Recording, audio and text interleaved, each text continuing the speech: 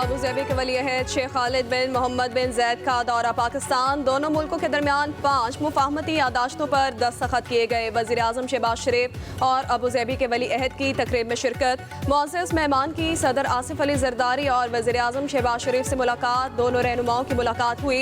ऐवान सदर में मुत्तहिदा अरब अमारात के शहजादे को निशान पाकिस्तान से नवाजा गया। शेख खालिद बिन मोहम्मद बिन जैद का पाकिस्तान आमद पर रेड कार्पेट इस्तकबाल किया गया। सदर आसिफ अली ज़रदारी और वज़ीर आज़म शहबाज शरीफ ने नूर खान एयरबेस पर मुअज़्ज़ज़ मेहमान को वेलकम किया। अबूधाबी के वली अहद को गार्ड ऑफ ऑनर भी पेश किया गया। बच्चों ने गुलदस्ते पेश किए। दोनों मुल्कों के कौमी तराने भी बजाए गए।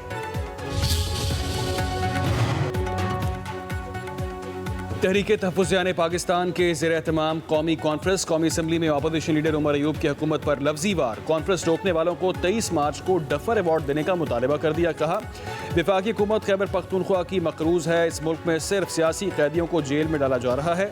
मीडिया पर जाली इश्तिहारी बाजी हो रही है। हुक्मरानों के करतूतों पर पर्दा नहीं डाला जा सकता। मौजूदा हुकूमत के पास अवामी मैंडेट नहीं है। बलूचिस्तान नो गो एरिया बन चुका है। शहरियों की जबरी गुमशुदगियाँ की जा रही हैं। बोले कि महज कुर्सी बचाने के लिए आसिफ जरदारी ने सिंध के पानी का सौदा कर लिया। सिंध के लोग सरापा एहतजाज हैं। मुल्क में इत्तेहाद को वक्त की ज़रूरत भी करार दे दिया।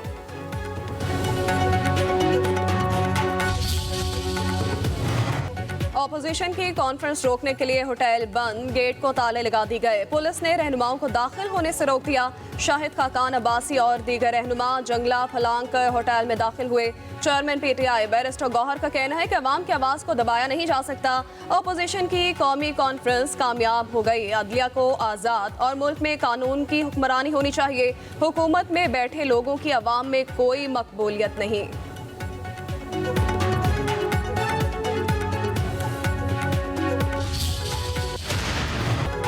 ऑफिशियल सेक्रेटेरिएट एक्ट के तहत हवालगी तफ्तीश मुकम्मल होने के बाद ही मुमकिन होगी। सुप्रीम कोर्ट में फौजी अदालतों के केस की समाअत के दौरान जस्टिस जमाल मंदोखेल के रिमार्क्स। जस्टिस मोहम्मद अली मजहर ने रिमार्क्स दिए कि एक FIR में ऑफिशियल सेक्रेटेरिएट एक्ट की दफात भी आई थी। वकील फैसल सिद्दीकी ने कहा जिन मुकदमात में हवालगी की दरख्वास्तें दी गई उनमें ऑफिशियल सेक्रेटेरिएट एक्ट की दफात आयद नहीं थी। जस्टिस हसन अजहर रिजवी ने कहा कि FIR पढ़ें, इसमें इल्जाम फौजी तनसीब के बाहर तोड़ फोड़ का है। जस्टिस मोहम्मद अली मजहर बोले रावलपिंडी और लाहौर की अदालतों के हुक्मनामों के अल्फाज बिल्कुल एक जैसे हैं। जस्टिस जमाल मंदोखेल ने कहा कि लगता है इंसदादी दहशतगर्दी अदालतों के जजेस की अंग्रेजी के काफी मसाइल है।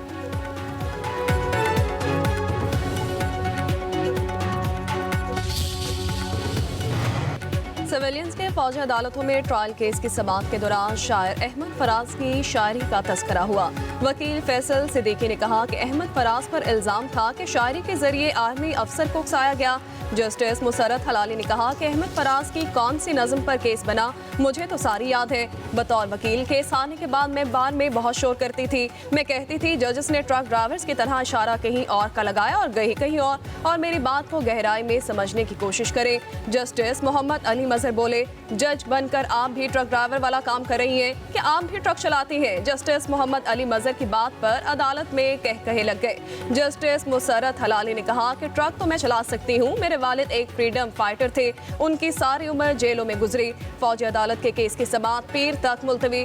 सिविल सोसाइटी के वकील फैसल सिद्दीकी आइंदा समाअत पर दलाइल जारी रखेंगे।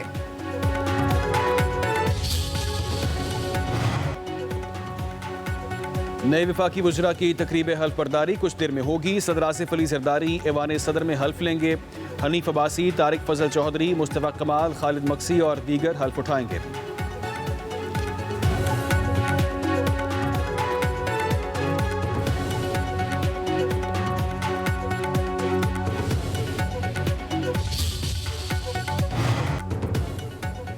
वफाकी वजीर एहसन इकबाल का तहरीक इंसाफ को अपना सरबराह तब्दील करने का मशवरा। कहते हैं बानी PTI कौमी मुजरिम है, उनकी जगह कोई ईमानदार क़यादत सामने लाई जाए। मजीद बोले अपोजिशन पाकिस्तान की तरक्की की वजह से परेशान है। पाकिस्तान को सियासी नहीं मुआशी लॉन्ग मार्च की सख्त जरूरत है।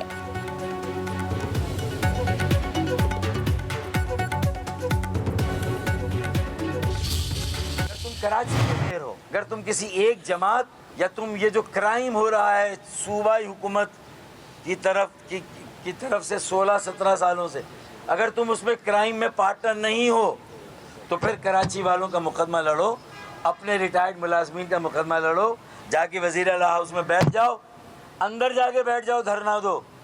इससे पहले कि बाहर ये 25,000 मुलाजमीन निकले। एक कॉल की देर है, एक कॉल की बात है। ये वज़ीर आला हाउस एक कॉल की मार है सिर्फ। पीपल्स पार्टी और एमक्यूएम एक बार फिर आमने सामने है। एमक्यूएम रहनुमा फारूक सत्तार कहते हैं कि सिंध में 16 साल से बदउन्वान तरीन हुक्मरानी है। कराची के लोगों को बुनियादी हुकूक से महरूम रखा गया। 2016 के बाद बल्दियाती इदारों की जिम्मेदारी जागीरदारों को दे दी गई। KMC मुलाजमीन के वाजिबात 2017 के बाद से अदा नहीं किए गए। 18वीं तरमीम के बाद KMC मुलाजमीन के वाजिबात की अदायगी सिंध हुकूमत की जिम्मेदारी है। शहरी इदारों के मुलाजमीन से सौतेली माँ जैसा सलूक क्यों किया जा रहा है? फारूक सत्तार ने कहा कि रिटायर्ड मुलाजमीन तन्हा नहीं, एमक्यूएम उनके साथ खड़ी है। ये वही फारूक सत्तार साहब थे ना जिन्होंने कहा था कि जब अगर ये हुआ तो हम ये आग लगा देंगे और ये कर देंगे। फिर एक हमारे साथ बैठे और हमने कहा कि जो जिन लोगों को आपने तरगीब दी आग लगाने की वो सारे जेल में पड़े थे। तो फारूक सत्तार साहब में इतनी थी तो अब उनको छुड़वाने के लिए आते ना, उनके लिए वकील तो करें। जिनको वरगलाने में फारूक सत्तार साहब की और उनकी पार्टी का हाथ था करेगा, तो अब जिसने कॉल दिया फिर उसके साथ भी वही शुरू होगा। सिंध के सीनियर वजीर शर्जील इनाम मेमन का एमक्यूएम रहनुमा को जवाब। कहा, फारूक सत्तार का शुमार सियासत के बहुत बड़े शोबदाबाजों में होता है। उनके इल्ज़ामात हकीकत से ज़्यादा सियासी हैं। फारूक सत्तार कह रहे हैं कि 80% वाजिबात सिंध हुकूमत के ज़िम्मे हैं, जो गलत है। बल्दियाती इदारे खुद मुख्तार हैं। पेंशन समेत मालियाती अमूर उनके अपने दायरा कार में आते हैं। सिंध हुकूमत पर तनकीद से पहले उन्हें एदाद शुमार और हक़ाइक़ का मुतालिया कर लेना चाहिए था।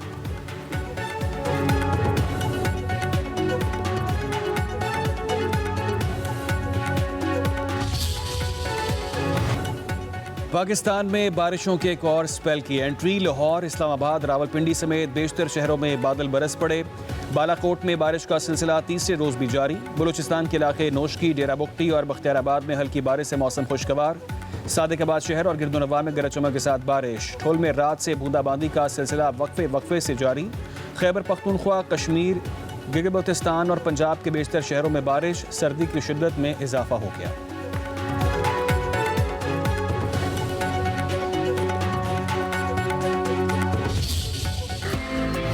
आज़ाद कश्मीर के पहाड़ों पर बर्फबारी का तीसरा रोज। बालाई वादी नीलम, ग्रीस, वादी अलीबा और जिला हवेली के बुलंद मकामात पर बर्फबारी।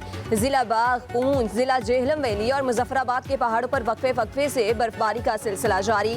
बालाई इलाकों मुंदाकली, कली मुंडाल, चिनिया, नकोट, चमोला, पीर शनासी, मकड़ा और पीर हसी मार्ग के पहाड़ भी बर्फ से ढक गए। वादी अलीबा में 2 दिन से रास्ते बंद। खैबर पख्तूनख्वा के पहाड़ी सियाहती मकामात पर बर्फबारी। नारान में 3 फीट, कागान में 1 फीट, सिरपाया में 1.5 फीट, जबकि शुगरान में 6 इंच बर्फबारी। सियाहती मकामात पर बर्फबारी से सर्दी की लहर में इजाफा हो गया।